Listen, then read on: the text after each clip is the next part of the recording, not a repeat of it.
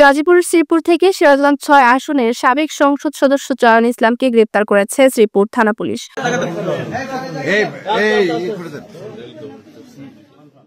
রোববার রাত ১২টায় উপজেলার টেপিবাড়ি গ্রামের মাটির মসজিদ এলাকা থেকে তাকে গ্রেপ্তার করা হয়।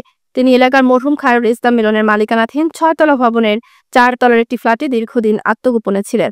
সিরাজগঞ্জ ৬ আসন থেকে আওয়ামী লীগের মনোনয়ন পেয়ে সংসদ সদস্য নির্বাচিত হন চয়ন ইসলাম।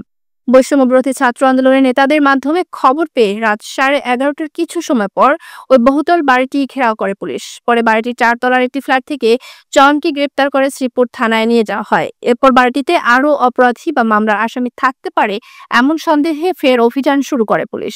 ঘটনার সত্যতা স্বীকার করে শ্রীপুর থানার ভারপ্রাপ্ত কর্মকর্তা মোহাম্মদ জয়নাল আবেদিন মণ্ডল বলেন, এ বিষয়ে বিস্তারিত পরে জানানো হবে।